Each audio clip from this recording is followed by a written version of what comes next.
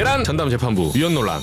지금 이 내란 외환이라는 것을 마치 가족 오락관하듯이 절도, 강도범들이랑 똑같이 취급해가지고 지금 재판을 하고 있다는 경제 보건 이 자체가 아니죠? 저는 문제라고 저는 생각을 하고, 우리가 생각을 해볼 때 내란 외환이라는 건 거의 전범 수준이에요. 대한민국의 운명을 망하게 하느냐 말게 하느냐 이런 정도의 문제 아닙니까? 근데 그런 윤석열에 대해서 그냥 일반 국민이 저지른 일반 범죄랑 똑같이 재판을 하고 그거를 받아들여야만 하는가, 우리 국민 입장에서. 그건 받아들일 수 없다고 생각을 해요. 전쟁이 났다고 쳐봐요. 김정은이 쳐들어왔어. 우리가 이겼어요. 김정은이 잡았어. 어떻게 할 거예요 그럼? 전범재판소 만들어야죠. 아니면 전범재판소 안 만들고 김정은이 잡아온 다음에 서울중앙지방법원의 1심 합의부에다가 직위원 재판 그런데 저기 기소해가지고 그냥 들뜬 것 같아요. 그래가지고 대한민국 그냥 형법으로 그렇게 그냥 처단할 거예요 김정은이. 말도 안 되는 소리죠. 말도 안 되잖아요 이게. 생각을 해보세요. 보석 허가해주고. 그러니까 막 구속 취소하고 막 김정은이 막 나오고 막 평양으로 올라가고. 이 뷰 드니까 어지러지러 확 와닿네요. 내란 전담 재판부 위헌 논란. 요거 오늘 뭐 결론부터 말씀드리면 확 가볼게요. 좀 진행이 됐어요. 근데 대통령실에서는 오늘 그 우상호 정무수석이 아까 매불쇼 이제 김규현 변호사 옆에 계셨는데 네. 제가 이름 봤거든요. 같이 출연했죠. 뭐 그렇게 말했어요. 결론적으로 말하면 2심부터 도입하는 게 맞다. 2심부터 하자는 거다. 이렇게 이제 말했는데 어떻게 보세요? 지금 논란이 좀 저 정도면 정리되나요? 사실 제 입장에서도 일전에 민주당에서도 이게 1심은 지금 거의 다 끝나가는 거 아니냐. 그렇기 때문에 굳이 1심으로 하면은 또 이걸 뭐 재판을 다시 해야 되느냐 말아야 되느냐 막 이런 논란이 있기 때문에 그냥 2심부터 하는 것이 낫지 않느냐. 뭐 이런 공감대가 있었다라는 말을 저 들었고 뉴스도 봤거든요. 뭐 예를 들면 전현희 최고위원이 그런 말 한 적 있죠. 항소심부터 한다고. 맞아요. 그래갖고 저도 2심부터 하는 걸로 알고 있었어요. 그런데 발의된 법을 보니까 1심이 들어가 있는 거예요. 그래갖고 이건 뭐지? 그래가지고 뭐 이거는 아직 기소 안 된 범죄도 있고 하니까 뭐 그런 거 하겠다는 얘기인가? 그런 정도로 넘겼는데 사실은 1심을 이렇게 넣어둔 것으로 인해 가지고 지금 굉장히 뭐 여러 가지 논란이 촉발되고 있는 상황 아니겠습니까? 그렇기 때문에 저는 이 문제에 있어서는 기본적으로 뭐 1심부터 하든 2심부터 하든 내란 전담 재판부라는 것 자체가 위헌이냐라고 놓고 보면 위헌은 아니다라고 저는 봅니다. 그래서 헌법재판소 가면은 합헌 판결이 결정이 나올 거라고 저는 봐요.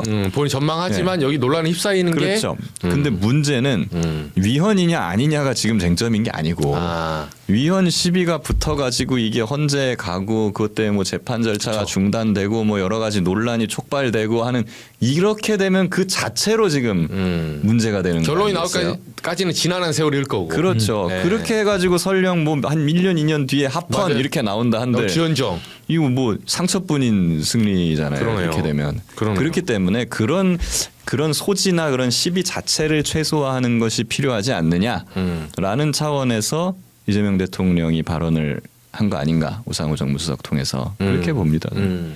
어떻게 보세요? 검찰관님 이게 위헌 논란. 저는 뭐 취지 필요성에 대해서는 전적으로 동감을 하고요. 예전에도 말씀드렸던 것처럼. 근데 결과적으로 지금 현재 뭐 위헌 시비 이런 얘기가 나오고 있지만 위헌이라고 문제되는 그런 그 논쟁 자체가 생기는 거. 그래가지고 인해 갖고 재판이 지연되면 가장 이익을 볼 사람이 누구겠습니까? 윤석열이죠 또. 그렇지 않습니까? 네. 그러니까 결국 어떻게 보면은 이런 말까지 한다는 거 아닙니까?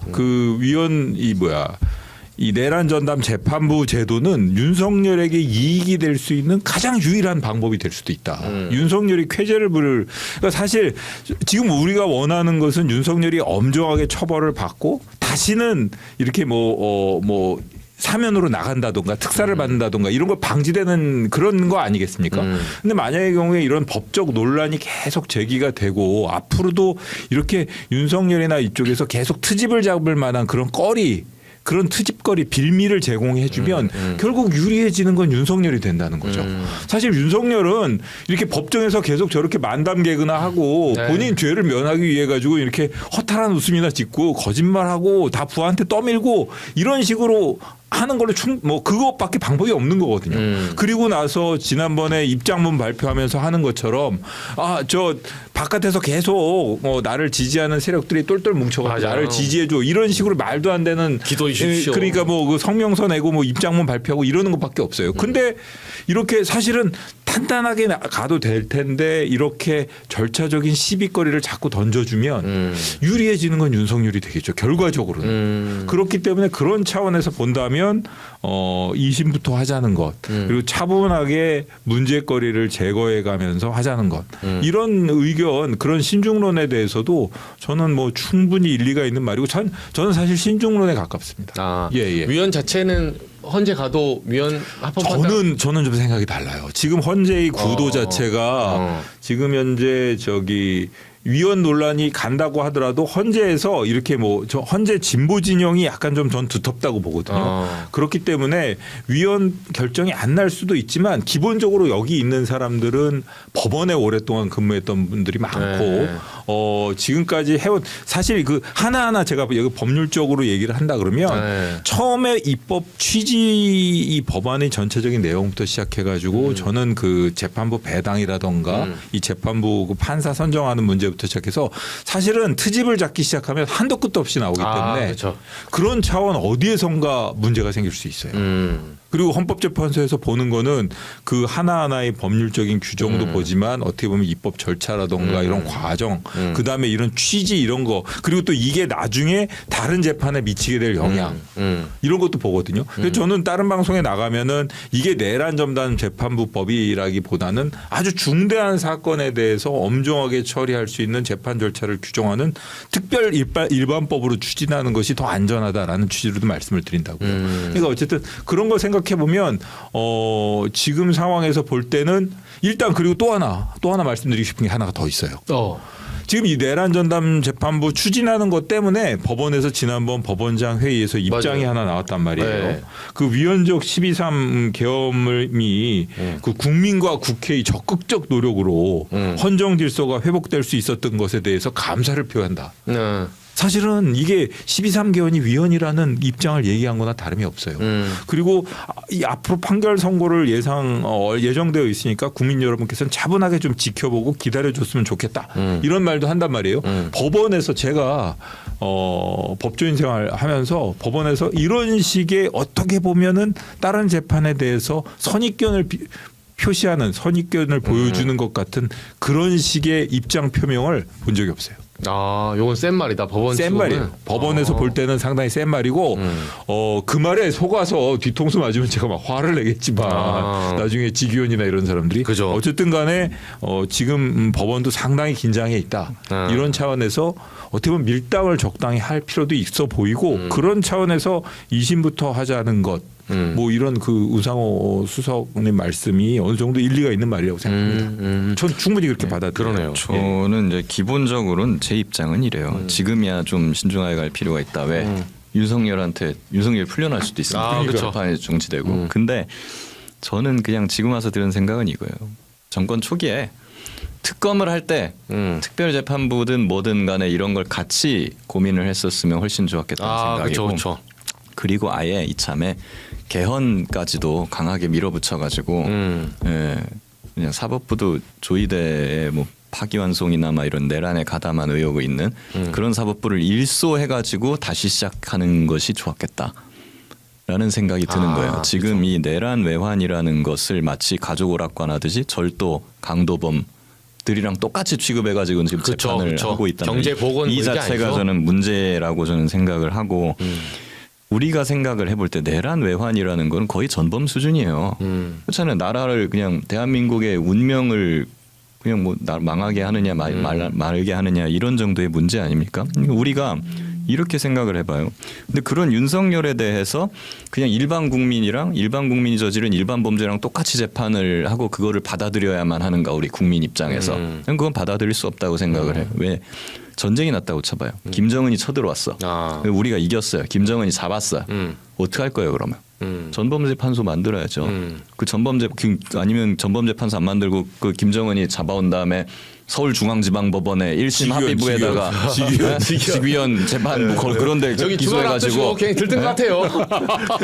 그래가지고 대한민국 그냥 형법으로 그렇게 그냥 처단할 거예요 김정은. 말도 안 되는 소리죠. 말도 안 되잖아요 이게. 생각을 해보세요. 근데 내란이나 그러니까 보석 허가해주고 그러니까 막 구속 취소하고 막 김정은이 막 나오고 막 평양으로 올라가고. 이 뷰 들니까 어지러지러 확 와닿네요. 이런데 내란 외환죄라는 거는 거의 김정은이 만약에 남침을 한다고 치면 거의 그거에 준하는 범죄란 말이에요. 맞아요. 대한민국을 공격하는 거 아닙니까? 그렇다고 한다면 저는 여기에 대해서 혁명재판부 같은 걸 만들어서 했어도 시원치 않다고 저는 보는 사람이에요. 그렇기 때문에 만약에 거기에 대해서 뭐 헌법 때문에 안 된다? 그럼 헌법을 바꿔야죠. 네. 그 대법원 공청회 하고 있거든요. 이제. 네네네. 보니까 이제 김선수 뭐 문영배 전 네. 김선수 대법관 등등도 이제 대담도 하는데 여기서 대안이 좀 나올 가능성이 있을까요? 문영배, 김선수. 어쨌든 문영배, 김선수 이 두 분이 어떻게 보면 법원의 진보적인 입장을 가지고 있는 대표 선수거든요. 김선수 이분 같은 경우에는 과거에 아주 오래전에 다시 태어나도 이기를 뭐 그런 책이 있었어요. 이게 사시수석 그 아니에요? 사시수석했었죠. 네, 사시수석 김선수 대법관. 그 사시수석한 책인데 보고 있으면은 그 합격해 보고 있으면 이 정도로 쉽게 붙는다면 뭐 다시 태어나도 뭐 이런 생각이 들죠. 그렇죠. 천재들의 굉장히 그 자기는 모르는 오만함이. 저는 아직도 그 첫 그 사법시험 합격기 첫 문장이 기억나요. 김선수 사법시험은 쳐야지. 네 그렇습니다. 이렇게 제대와 동시에 나이 사는 사법시험 시작했다. 그리고 한 2년 하니까 되더라. 뭐 이러면서 이 윤석열 씨가 그걸 보고 분개했을 것 같다는 생각 들고. 하면서 네, 야이 자식아 된다며. 체포 명단에 김선수도 막 지워져 있고 썼다 지운 거 아닌가 이거. 그랬을 것 같은데 이게 보면 개인적 감정 때문에. 이 두 분들이 아주 진보적인 입장을 가지신 분들인데 이분들도 아마 이분들은 분명히 그건 말씀하실 겁니다. 이 지금 조금 전에 김 변호사님 말씀하신 것처럼 법원이 그 내란 재판 과정에서 보여준 그 실망스러운 모습에 대해서 지적하는 모습은 분명히 말씀하실 거고 그리고 나서 아마 그래도 이 지금 좀 어느 정도 현실적인 그다음에 온건한 법원에 오래 근무하신 분들이기 때문에 아주 뭐 저 극단적인 이런 해결책은 기대하기는 어려울 것 같고 그러나 분명히 뭔가 해결책은 말씀해 주시리라고 봅니다. 예. 과거에 우리가 지금 저는 요즘의 국가기관 법원도 그렇고 역사적 사명 이런 것들을 다 잊어버리고 있다라고 보거든요. 굉장히 그냥 뜨뜻미지근하고 대충대충 살면서 그 사서히 끌어가는 물 속에서 죽어가는 개구리처럼 우리 대한민국 전체가 그래요. 보면 전반적으로 그런 게 보면. 있죠. 네. 근데 이제 과거의 판례를 좀 찾아봤어요. 근데 거기에 옛날에는 역사적 사명감이 있었더라고요. 판례예요. 판사님들이 헌법재판소 거기는 한데 이게 이런 말을 써요. 이 사건 반란 행위 및 내란 행위자들은 우리 헌법 질서의 근간을 이루고 있는 자유민주 기본 질서를 파괴하였고 그로 인해서 우리 민주주의가 장기간 후퇴한 것은 말할 것도 없고 뭐라블라 해서 국민에게 끼친 고통과 해악이 너무도 심대하여 이러한 부분에 대해서 공익적 필요가 심히 중대하다. 그렇기 때문에 이런 것들이 뭐 개별 법률 금지의 원칙이나 뭐 이런 것들 아니면 뭐 공소시효의 완성 여부 뭐 이런 것들에 대한 뭐 진정 소급 입법 이런 것들이 논의가 된다고 하더라도 어쨌거나 그 공익적 필요가 심히 중대한 반면 그 법적 지위에 대한 개인의 신뢰를 보호해야 할 필요가 상대적으로 적기 때문에 이런 경우는 헌법적으로 정당화된다. 이게 뭐냐면은 5.18 전두환 때 그렇죠. 12.12 이 사람들 공소시효 지난 거를 다시 되살리는 법이었어요. 사실 그게 약간 반헌법이라는 논란도 있었죠. 그래서 이제 공소시효에 대한 진정소급 입법이 합헌이다라고 하면서 이 말을 쓴 거거든요. 아니, 최소한 지금 법원 직위원 재판부를 비롯해서 지금 법원 구성원들이 이때 이 정도의 역사적 사명감의 반만이라도 지금 보여줬으면 국민들이 이렇게 안 할 거예요 지금. 저는 사실 김 변호사님 말씀하신 거 100% 동의하는 데다가 이게 지금 그 제가 아까 말씀드린 것처럼 이게 단순한 내란 전담 재판부의 문제가 아니라 좀 넓게 봐야 되는 문제 중에 하나인 게 그 지금 우리가 재판을 중계해서 모든 국민이 보고 있는데도 이렇게 보면은 아이고 변호사님은 저 배고프시면 항상 저러시더라 뭐 이런 얘기하고 오늘 재판 끝나고 나서 오늘 우리 회식 맛있는 거 먹으러 가겠네요. 아유 그 법정의 경위분들 너무 고생하시는 것 같아. 오늘 좀 우리 맛있는 거 먹으러 갑시다. 뭐 이런 얘기하고 그런 말씀하시면 이런 거 보면. 어떤 생각이 드시나요? 저는 그 양반이 되게 뭐 나이브하고 뭐 순진하고 이런 사람이라서 뭐 그런 걸 떠나가지고 보면은 이게 지금 모든 국민이 보고 있는 그렇게 엄정하고 이 초유의 사태를 다뤄야 하는 그런 법정에서조차 저런 모습을 보이고 있는데 일반 법정에서는 어떻게 했을까? 일반 법정에서는 당사자들이 거기에 대해서 뭐라고 말도 못 하잖아요. 그다음에 또 하나가 뭐가 있냐면은 이 법원이 요즘에 보면은 과거에는 이 6개월 구속기간, 1심 구속기간 같은 거를 아주 준수를 했다고 하는데 거의 풀어주는 경우를 못 봤거든요. 요즘엔 복잡한 사건, 당사자가 많거나 증인이 많거나 이런 사건의 경우에는 질질 끌다가 그렇게 여러 사람에게 피해를 입힌 사람을 백주대낮에 걸어다니게 만든다 그러더라고요. 뭐 구속기간 이게 지금 트렌드네요. 이게 보면은 뭔가가 잘못돼 있어요. 그러니까 이게 내란 범죄뿐만 아니라 그렇게 다중 피해를 입혔다던가 절차적으로 복잡한 사안의 경우에 그런 경우에는 뭐 의무적으로 혹은 피해자가 요청을 하면 중개를 하도록 한다던가 아니면은 이게 또 이런 중대한 사건의 경우에는 구속기간을 좀 탄력적으로 적용해서 외국 같은 경우에는 구속기간 제한이 없는 경우도 있어요. 그래가지고 구속기간을 좀 오래 길게 잡을 수 있도록 한다던가 뭔가 좀 이걸 갖다가 이 비록 모든 법정이 중개는 안 되더라도 언제든지 들어가서 보았을 때 아 이게 우리가 원하던 법정의 모습이야라고 느낄 수 있도록 뭔가 좀 개선하는 방향으로 입법이 이루어져야 할 것 같고 윤석열에 대해서 설령 사형이 선고된다고 하더라도 그리고 그 이후에 계속 뭐 중형이 선고된다 하더라도 뭔가 그런 차원에서 개선책을 만들고 그 방향을 그렇게 잡아야 되지 않나 싶어요. 맞아요. 네, 저는 이제 사법부의 기강이나 도덕적 해이가 심각하다고 보는 게 그 구속 기간 6개월 제한가 있잖아요. 그거는 6개월 안에 재판을 끝내라고 있는 거지. 6개월 지나면 풀어주라고 있는 게 아니에요. 그렇죠. 네, 마찬가지로 사법부의 독립이라는 것도 재판을 열심히 하고 잘하라고 그게 있는 것이지. 그죠. 니들 맘대로 해도 된다라고 준 게 아니거든요. 그게. 근데 지금 보면 뭐 엄마나 선생님이 부모님이 아이나 학생들을 그냥 뭐 말 안 하고 그냥 가만히 잘 존중해 준다고 주면 아이는 열심히 해야 될 텐데 오히려 지금 야 맘대로 해도 되는구나 그렇죠. 하고 지금 그냥 막 맘대로 하고 있는 자유 시간을 준 게 유튜브 보고 게임하라고 지금 그런 준게 거에 아닙니다. 딱 그런 상황이에요. 성찰하라고 준 지금. 거예요. 성찰하라고. 그래서 거기에 대해서 야 이제 너희들 지금 잘하고 있는지 잘 모르겠다 못 믿겠다라고 해서 지금 법원과 사법부에 대한 신뢰 문제를 지금 불신을 제기하는 건데 맞아요. 그래 얘기했더니 사법부의 독립으로 받아쳐. 왜 독립성 침해해? 너 왜 공부해야지 공부 안 하고 유튜브하고 게임하고 그냥 놀러 다니고 있어라고 하니까 자율성을 존중해 주셔야죠 이러고 있는 거죠. 아동학대 아닙니까? 거기다 아동학대? 그래서 지금 석가래를 다시 세워야 되는 어떤 그런 처지에 있습니다. 사실은. 내란과 관련되거나 혹은 내란을 옹호해서 또 그런 불씨를 남겨놓는 것은 정말 적절치 않습니다. 그렇죠. 예. 그러니까 사법부 독립 이 독립만 외쳐서 독립이 되지도 않고 그래서 이 와중에 지금 조희대 대법원장이 그 입건이 했더라고요. 공수처에. 예. 근데 이거는 뭐 공수처는 일단은 뭐 고발하면 무조건 입건시킨다. 어쩔 수 없이 자동 뭐 이게 킥스 형사사법 중국 시스템 뭐 이걸로 보면 그냥 고바로 입건되기 때문에 큰 의미는 아닙니다. 근데 저거 어떻게 보셨어요?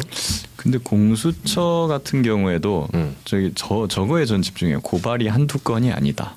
그 얘기했죠. 네, 근데 저는 일단 공수처에서 입건했다라고 하면 공수처가 지금까지 좀 버려온 것들이 좀 있잖아요. 재명 사건이나. 그래서 제가 별로 신뢰하기가 어려운 부분이 좀 있긴 있어요. 네, 근데 그럼에도 불구하고 어쨌거나 그럼 저렇게 고발이 한두 건이 안 됐는데 그럼 공수처가 입건을 하고 뭐 지금까지 그럼 수사를 어떤 거를 진행해 왔고 어떻게 할 것인가? 예, 여기에 대해서 좀 성찰이 좀 공수처가 있어 봐야 되지 않을까. 있어야죠. 과거에는 공수처가 자동 입건 안 되고 선별 입건 시스템을 뒀던 적이 있거든요.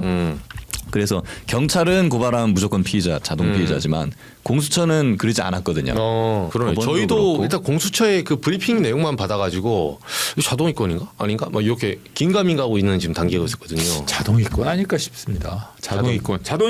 근데 자동 입건이든 아니든 간에 입건을 했다는 건 어찌 되었든 간에 나중에 무혐의든 뭐든 결론을 내리겠다는 거니까. 그러니까 뭐 결론이 나오는 걸 보겠죠.